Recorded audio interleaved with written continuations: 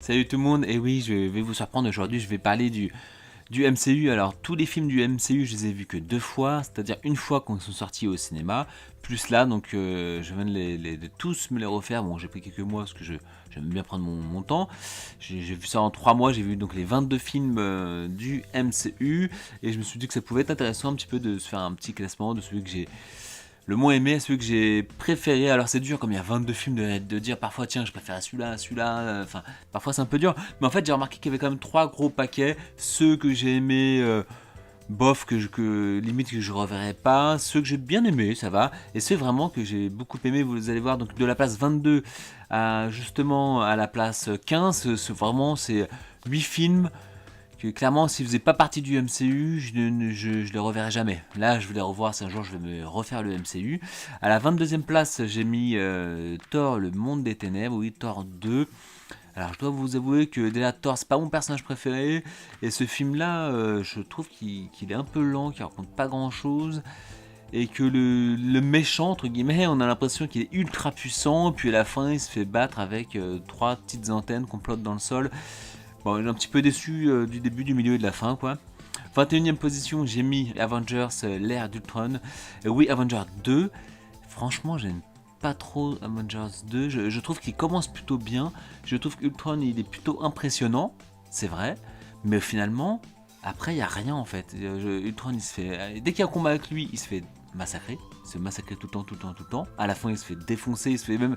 Et le coup final qu'on lui porte, c'est une blague. Alors ok, dans Loki, dans Avenger 1, quand il se fait défoncer par Hulk, par une blague, c'est pas pareil, parce que Loki, déjà, c'est un personnage qui, justement, il a un petit peu ce côté comique, il a un petit peu ce côté gaffeur parfois, alors qu'Ultron, il est censé être, je sais pas, enfin, comment il est présenté, c'est un vrai méchant, quoi. Et là, il se fait défoncer avec une blague, un coup de poing, alors qu'il est en train de dire une phrase, enfin... Et le film, je trouvais qu'il avait un rythme assez bizarre, en fait. Pendant tout le film, je me demandais... Mais qu'est-ce que c'est l'histoire exactement, où ça veut m'emmener? 20e place, j'ai mis Ant-Man et la Guêpe, donc Ant-Man 2. Alors c'est vrai que Ant-Man 2, en fait, c'est pas un film que j'aime pas, parce qu'il y a plein de petites choses que j'aime bien. Par exemple, j'aime bien l'acteur principal, Paul Rudd. Franchement, je le trouve plutôt bien dans le rôle, je le trouve plutôt drôle. Et le film, en fait, c'est pas trop les personnages que j'aime pas, parce que plutôt, j'aime même les alcoolites un petit peu à côté, un peu simplet, un peu bébête. Franchement, je les aime bien, c'est juste que le film, je trouve qu'il se répète indéfiniment. C'est pendant tout le film. Ah bah tiens, où est le laboratoire? Ah bah tiens, c'est les méchants qui ont le laboratoire. Ah bah non, maintenant c'est nous. Comment on va aller rejoindre la mer dans justement l'échelle subatomique? Et puis indéfiniment, ça répète indéfiniment, je trouve les mêmes choses jusqu'à la fin. Ant-Man qui doit retourner surtout à sa maison parce que les flics, bah justement, ils viennent de contrôler à la maison. Puis les flics, ils viennent justement 1, 2, 3, 4 fois. Je trouve que le film répète indéfiniment les mêmes choses. C'est pour ça que je les classe si bas, parce que ça m'embêterait de le revoir, parce que justement l'histoire un peu lourde, je trouve. En 19e position, j'ai mis l'incroyable Hulk. Alors Hulk, le premier du nom, d'ailleurs le seul film Hulk du MCU. Ce que je trouve dommage, c'est le changement d'acteur. Edward Norton qui était dans ce film-là. C'est dommage en fait. Déjà ça, je trouve que ça casse un petit peu. On a l'impression que c'est l'un des seuls films qui est mal mis dans la continuité du MCU. Et là, bien sûr, moi je note le MCU, donc je prends en compte ça. Je trouve que c'est limite un film un peu à part. Le film n'est pas mauvais, je l'ai mis à la 19e position, mais franchement je le trouve pas mauvais. Je trouve qu'il prend des petits risques sur justement le ton qui est assez différent des autres films en moyenne du MCU. J'ai pas grand chose de négatif à dire sur ce film là, à part ce que j'ai dit sur sa continuité. Visuellement, il est assez moyen, mais il est sorti en 2008 aussi, donc bon, voilà, maintenant ça a un petit peu progressé. Mais bon, le combat final, pourquoi pas, oui, Hulk contre une aberration, oui, pourquoi pas. Mais après, c'est vrai que limite dans les autres films, Hulk, il a été encore mieux mis en scène, je trouve, dans certains films, certaines phases de films, de combat. Donc voilà, c'est pas un film que j'aime pas en fait, mais franchement le revoir ça m'embêterait peut-être un peu. 18e position, j'ai mis Thor, mais le premier du nom. Alors Thor, comme je l'ai dit, c'est pas un personnage que j'aime spécialement. Le premier, pareil, en fait je le mettrais comme Hulk. C'est pas un film que j'aime pas, je peux pas dire ça. Limite même j'aime bien découvrir un peu, on découvre un peu la mythologie justement de Thor, d'Odin, etc. Donc ça je trouve ça sympa, Loki, je trouve ça plutôt sympa aussi. Mais je sais pas, le film ne transcende pas quand je le regarde, je trouve pas ça fou. Alors c'est vrai que le 1, je préfère largement le 1 par rapport au 2. Je trouve que le 2 il est vraiment en dessous par rapport à tous les autres films, parce qu'au moins il raconte quelque chose, Thor 1, et en plus on découvre le personnage et justement sa mythologie. Voilà, donc je le déteste pas, faut pas abuser, mais je l'adore pas non plus. 17ème position, j'ai mis Iron Man 2. Alors j'aime énormément le personnage d'Iron Man. D'ailleurs Iron Man, Spider-Man et la Veuve Noire, ce sont mes 3 personnages préférés du MCU. Donc voilà, j'aime beaucoup Iron Man, mais c'est vrai que le 2, je trouve qu'il est long. Lent plutôt, je dirais, parce que j'aime bien les films longs, moi plutôt. Je trouve que le méchant il est pas fou. On se dit, des fois on se dit non mais attends, Iron Man avec son armure de ouf, franchement il le défoncerait. Enfin je comprends pas trop là entre les deux. C'est vrai que le 2, je le mets à 17ème position. J'aime beaucoup l'univers d'Iron Man, j'aime beaucoup l'acteur principal, ça c'est sûr. Jon Favreau, je le trouve top aussi, un peu son garde du corps, enfin son homme à tout faire, ça j'aime beaucoup. Potts aussi, elle est cool, mais c'est juste que voilà, le 2, je trouve que l'histoire est un peu lente et que le méchant, je le trouve pas fou. Quand on pense à tous les méchants du MCU, honnêtement, je pense pas que ce soit celui-là, celui qui est interprété par Mickey Rourke, auquel on pense, et je crois même que la plupart des gens l'oublient un peu. Donc voilà, c'est pour ça que je le classe à la 17ème place. 16ème place, j'ai mis les Gardiens de la Galaxie 2. Alors c'est pareil en fait, les acteurs, je les aime beaucoup. Tous les personnages de la bande, franchement, je les kiffe bien. Queen, Gamora, Drax, Groot, bien évidemment, Rocket, franchement. Et donc c'est pour ça que j'aime bien quand même les Gardiens de la Galaxie 2. Mais pareil, je dirais un peu comme Iron Man, je trouve qu'il est un peu long. Alors oui, j'aime bien le coup de son père, et on croit vraiment qu'il a trouvé son père, enfin il l'a trouvé d'ailleurs, et que c'est un dieu, puis bon, à la fin, justement, un petit peu le coup de théâtre final, ça j'aime bien, mais le film en lui-même, je le trouve un peu long, un peu... je trouve qu'il aurait pu raconter plus, et que par rapport au 1, justement, le 1 c'était tellement une bombe, que le 2, bon, vous doutez du coup que j'ai classé le 1 mieux que le 2, hein, forcément, puisque je commence par le bas. Donc voilà, j'ai bien aimé, mais honnêtement par rapport au 2, par rapport au 1, je m'attendais franchement à bien mieux. Et donc le dernier film justement de ceux que je classe du groupe des films que j'aime le moins du MCU, que je reverrai pas s'il faisait pas partie du MCU, en 15ème position j'ai mis Captain Marvel. Alors Captain Marvel, oui il y a des choses que j'aime bien l'histoire de ce personnage, franchement j'aime plutôt bien l'histoire. Il y a certains plans qui sont intéressants, mais l'actrice Brie Larson, je la trouve assez insupportable en fait, tout simplement. Je trouve qu'elle est mono-expression. Beaucoup de critiques ont pu dire ça par exemple sur Kristen Stewart, qu'elle était mono-expression, mais Brie Larson, elle fait toujours la même tête, elle a toujours sa tête comme ça. Un peu sur le côté, comme ça. Elle a tout le temps cette tête-là pendant tout le film. Quoi qu'on lui dise, elle a cette tête-là. Et voilà, donc c'est pour, franchement, Brie Larson, honnêtement, si c'était avec une autre actrice, je pense que peut-être que j'aurais bien plus apprécié le film. Et je trouve qu'il y a des petites incohérences qui m'ont un peu gêné. Par exemple, à un moment donné, elle se bat contre 3 gars, alors qu'elle a déjà son pouvoir. Elle se bat contre 3 gars dans un vaisseau, elle met 5 minutes pour tabasser 3 gars. Enfin, qui sont pas plus forts que ça. Et après, 1 minute plus tard dans le film, elle arrive à transpercer dans l'espace des vaisseaux, tranquille, tu dis oui, enfin, je veux bien que son pouvoir progresse, mais entre 3 gars, tu te mets 5 minutes pour te taper contre eux, et après dans l'espace, tu voles et tu traverses des vaisseaux. Ce serait intéressant de demander à un physicien de nous demander la différence de puissance qu'il faut dégager entre mettre KO avec un coup de poing un homme, et transpercer de l'acier, j'imagine, plusieurs couches d'acier dans l'espace. À mon avis, il y a une petite différence de puissance qu'il faut. Donc voilà, bon, c'est du détail, mais j'ai trouvé que le final manquait un peu de grandeur, parce que finalement, dès qu'elle devient forte, c'est bon, elle écrase tout le monde, quoi. Alors ce que j'ai bien aimé, bien sûr, c'est voir l'envers du décor un petit peu de comment était le Shield avant les Avengers, avec justement Fury quand il était jeune. Alors, en plus c'est plutôt bien fait, ça, c'est les effets spéciaux pour le rajeunir. Toute la trame avec Fury, j'ai beaucoup aimé. Par contre, ça honnêtement, c'est pour ça que je le mets pas du tout dernier, hein, Captain Marvel.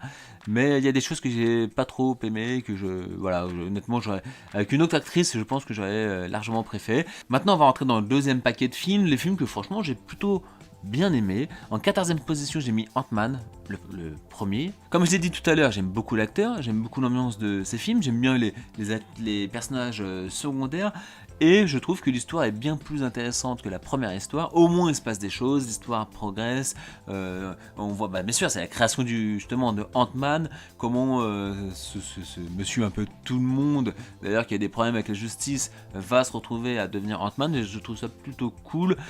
Sans être le meilleur film de super-héros, bien évidemment, je trouve ça plutôt cool, donc je l'ai mis à la 14e position. En 13e position, j'ai mis Thor Ragnarok, donc le troisième. Thor Ragnarok qui tranche complètement avec Thor 1 et Thor 2. Alors si vous connaissez un peu ma chaîne, c'est vrai que je dis souvent que je n'aime pas quand on essaye de marveliser le DC Extended Universe, mais j'aime bien Marvel. J'aime bien la sauce Marvel quand elle est bien faite. Donc quand Marvel fait du bon Marvel, je kiffe. Thor Ragnarok, c'est du bon Marvel. Voilà, il y a de l'action, c'est drôle, parfois un peu trop quand même. Des fois, le coup de Hulk, de Banner qui saute de l'avion avec une phrase badass et qui s'écrase comme une loque sur un pont. Bon, ils auraient pu éviter. Mais sinon, il y a plein de petites blagues que j'ai trouvé plutôt justement bien amenées. On est dans l'univers en fait. C'est ça la différence avec le DC Extended Universe, c'est que là on est dedans en fait, là ça colle bien en fait, ça colle avec ces personnages un peu, on est dans de la comédie action, donc et je pense que Thor Ragnarok est l'apogée de ce style action comédie.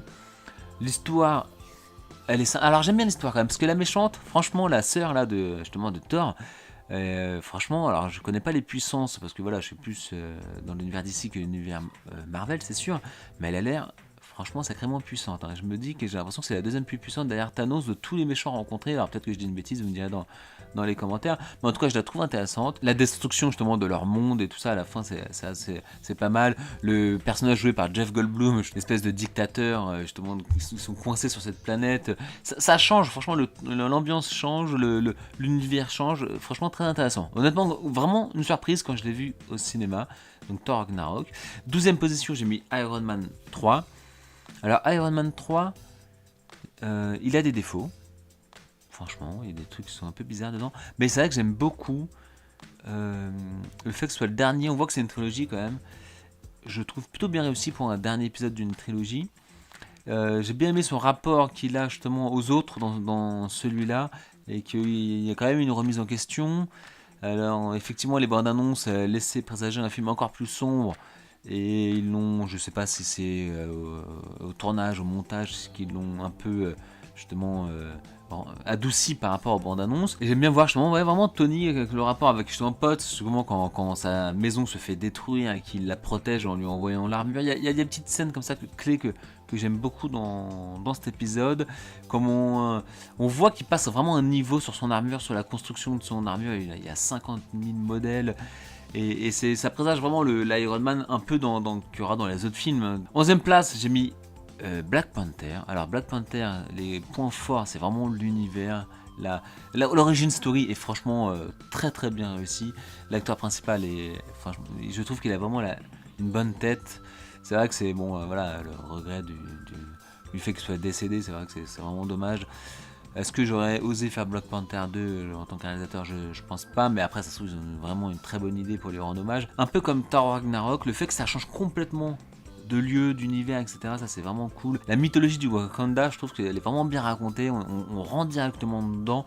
Et l'histoire, franchement, elle progresse sans cesse. À un moment quand il meurt, je trouve ça assez touchant quand on croit qu'il meurt, justement, dans le film.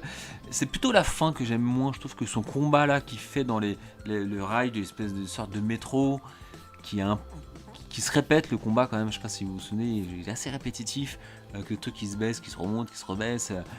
Le combat de fin je le trouve pas du tout intéressant, mais il y a plein de petites phases d'action qui sont très intéressantes et qui changent.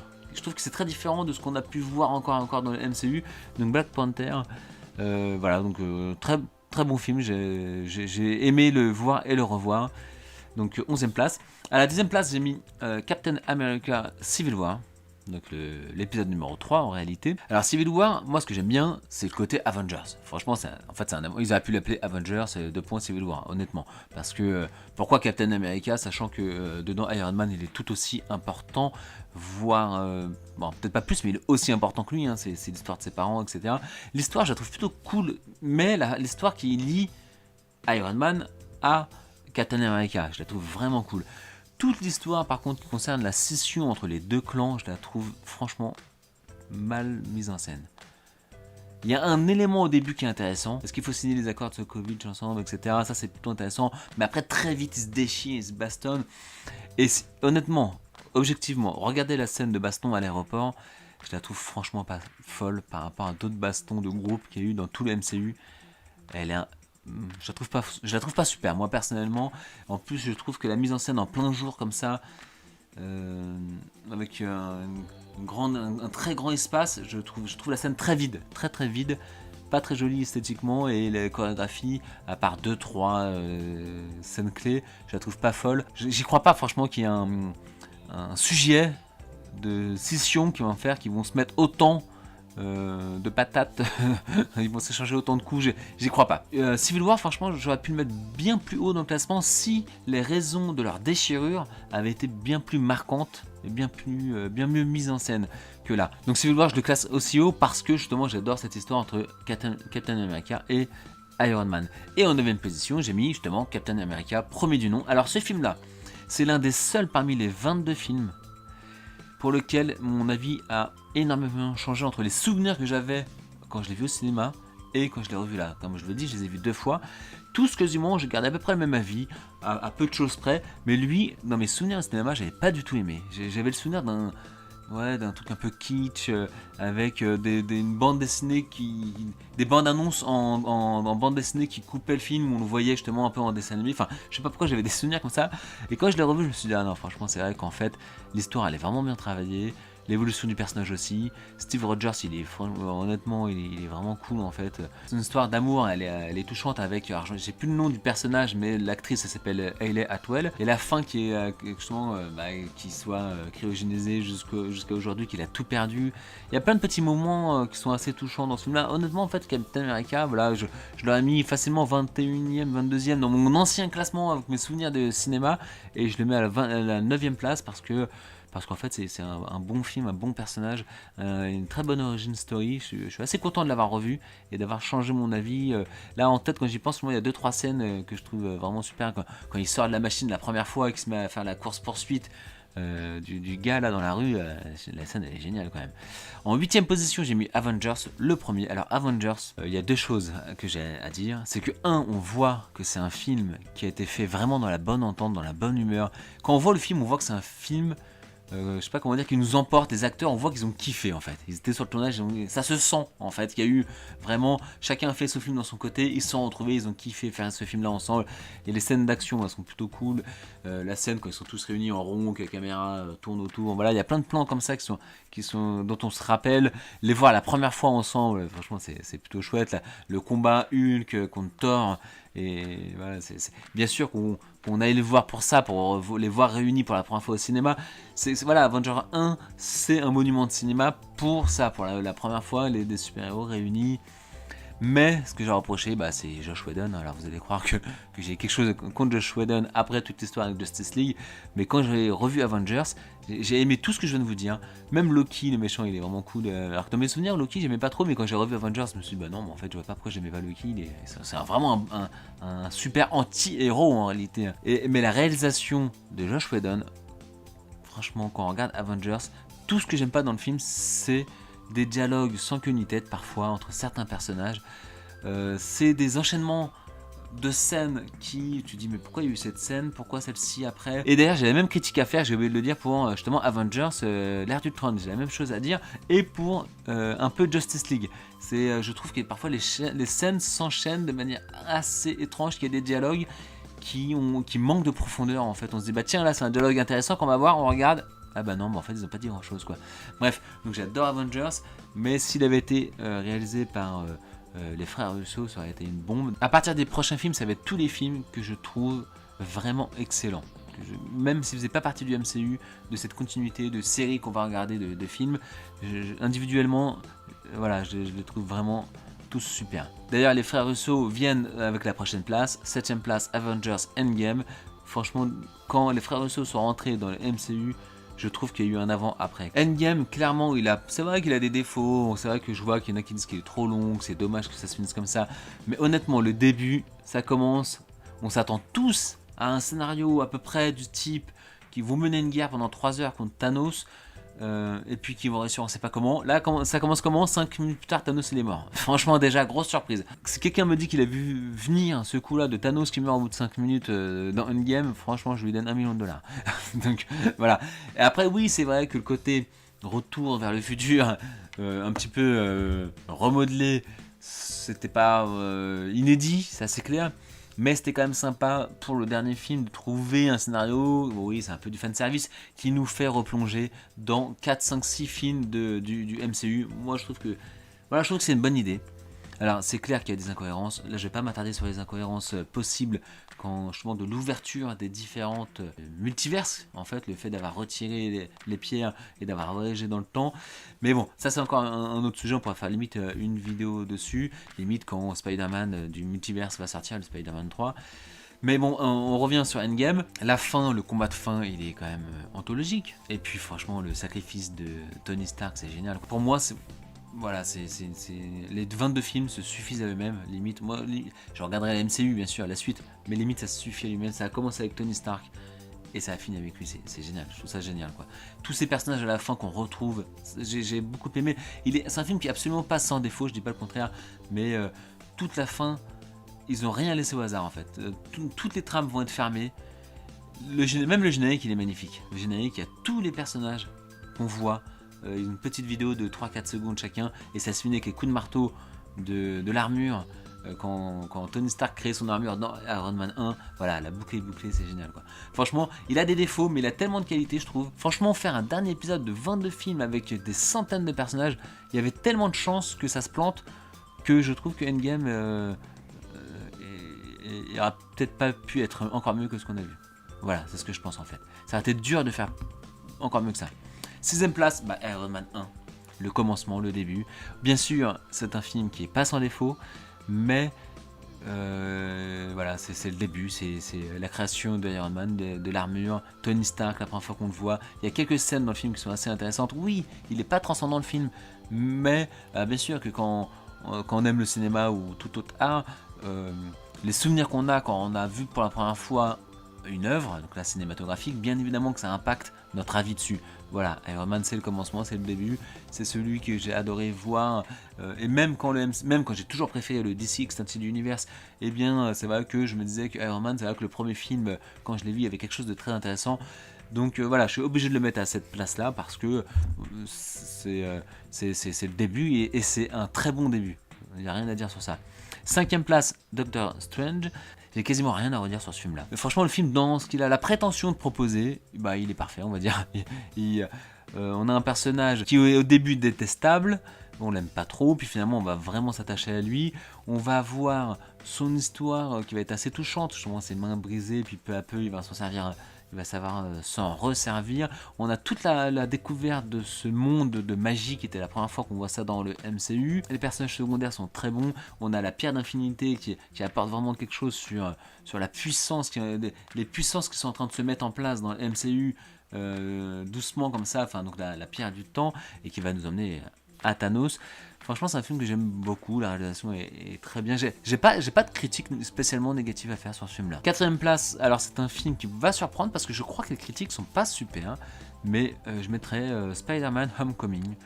Moi, Spider-Man, déjà, honnêtement, avec Iron Man, clairement, c'est des personnages que j'adore. J'aime beaucoup Homecoming, tout simplement parce que on voit Spider-Man et on voit Iron Man. Je trouve que il se passe beaucoup de choses. Je trouve qu'on n'est pas justement dans les côtés épiques des autres films où il y a des monstres qui vont détruire la terre entière, mais on est justement, on suit ce petit gars qui essaye de faire de son mieux et qui n'y arrive pas, et même quand il y arrive, c'est pas toujours simple. Et donc du coup, non, franchement, j'aime beaucoup en fait le point de vue. J'ai l'impression qu'avec le MCU, on montait un petit peu en puissance, etc. Et d'un coup, on a Spider-Man qui est sur un petit gamin, enfin un adolescent, et qui est absolument pas abouti en termes de héros. D'ailleurs, il va chuter, il va pas réussir, il va perdre son armure. J'aime bien, franchement j'ai bien aimé le suivre. Alors est-ce que c'est le meilleur des 3 Spider-Man? Je sais pas, ça on fera une vidéo si vous voulez sur quel est le meilleur des acteurs qui ont interprété Spider-Man ou quelle est la meilleure des sagas.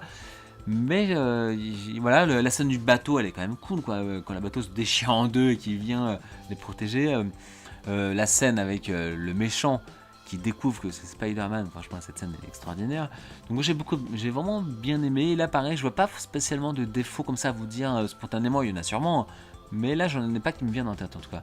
3ème place, alors le film je pense qui a le plus surpris, qui a été critiqué, mais je me rappelle ça par contre avant qu'il sorte, les critiques qui se prenaient à cause des bandes annonces, et quand il est sorti, aujourd'hui unanimement, voilà, les Gardiens de la Galaxie, c'est... même moi, hein, quand je regardais les bandes annonces, je me disais, bon, ça a l'air un peu bizarre ça dans le MCU, qu'est-ce qu'ils vont nous faire là? Et finalement, voilà, c'est un film drôle, c'est un film cool, c'est un film, l'action est géniale, c'est un film, les personnages sont touchants, c'est une bande voilà, d'anti-héros, mais c'est vraiment... Alors bien sûr, que c'est pas méga original, une bande d'anti-héros qui ont rien en commun, mais qui vont se réunir pour faire une famille, bien sûr. Mais la mise en scène est parfaite, est top. Franchement, pareil, j'ai rien à redire sur ce film-là. Du début à la fin, on a pareil une pierre d'infinité, hein. On a Thanos aussi qui apparaît dedans, on a la pierre d'infinité alors il y en avait qui étaient déjà apparus bien sûr, mais là on sent que plus on avance dans les films, plus ça se précipite, hein. Et là c'est vraiment le premier qui nous précipite vers ce qui va se passer avec Thanos. Et ça aussi, ça ajoute vraiment quelque chose de film, qui nous emmène d'ailleurs à la deuxième place, c'est Avengers Infinity War. Alors Infinity War, j'aurais pu le mettre à la première place, pour toutes ses qualités, Est-ce que c'est la peine de dire, franchement, toutes les qualités d'Infinity War? Avoir mis en scène une trentaine de personnages comme ça, où on arrive à comprendre tout ce qui se passe, et on voit doucement chacun perdre, se faire défoncer, on a toujours des espoirs que qu'on puisse y arriver, puis Thanos qui arrive à tous les défoncer un à un, et puis finalement arriver toujours à ses fins jusqu'à ce qu'il claque des doigts, et que voilà, que la moitié de la vie dans l'univers a disparu, c'est génial quoi. Puis Thanos, ce méchant non manichéen, qui a une vraie raison d'agir autre que je vais être le roi de l'univers et tous vous écraser, voilà, qui a une vraie raison d'agir. Le seul reproche que je pourrais faire en réalité, mais en fait on n'a pas pu faire autrement sauf à faire un film de 4 heures, c'est qu'en fait le film est très rushé et qu'il y a beaucoup de facilité scénaristique. Tiens, on va aller là, oh, on est dans l'espace parce qu'on a reçu un signal. Et là, bam, Thor qui s'écrase contre le carreau du vaisseau. Ah, on a retrouvé Thor. Et tout le film, c'est un peu ça, quoi. Tout le film, on a besoin d'aller à cet endroit-là. Ils sont à New York, il y a le vaisseau qui arrive à New York. Ils sont dans telle ville, il y a le vaisseau qui arrive pile au-dessus d'eux. Voilà. Mais en fait, un film aussi ambitieux, avec autant de personnages, avec autant d'actions, moi je kifferais qu'il fasse une version longue en réalité, parce que c'est son seul défaut pour moi, et une version longue permettrait de combler ça, mais je pense pas qu'il y ait une version longue qui a été faite, donc comme ça l'histoire est close. Mais c'est peut-être pour ça que je le mets qu'à la deuxième position, mais en réalité je pourrais largement le mettre à la première, parce qu'il est vraiment excellent du début à la fin, et je mettrai en première position. Alors si vous avez bien tout en tête, vous savez déjà lequel j'ai mis en premier, c'est Captain America, le soldat de l'hiver. Ce film là, je vous avoue que j'ai l'impression en fait que c'est un thriller, un peu un polar, un thriller, et la réalisation de ce film.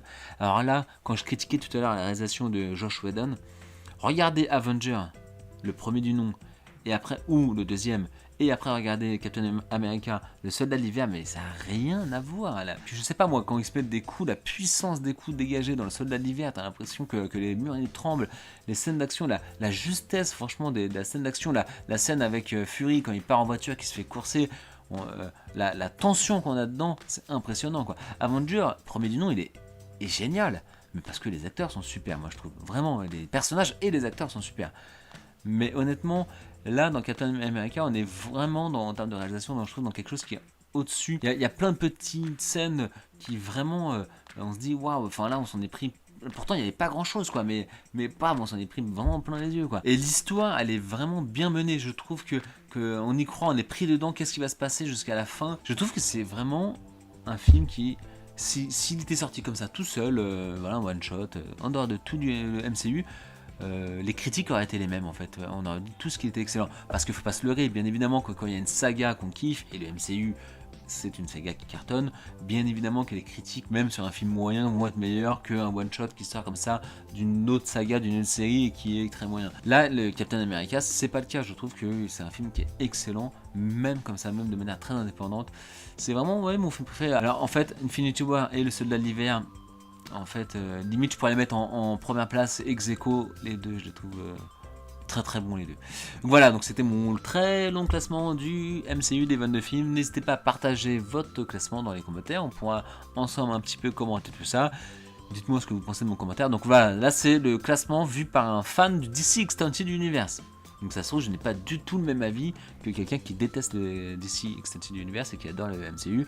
Ça serait intéressant de comparer, voilà. Si jamais voilà, vous êtes ce type de personne, bah, donnez-moi votre classement, on verra justement s'il y a des films qui sont en haut du classement et d'autres qui sont en bas, alors que de base on est dans deux écoles différentes, on va dire.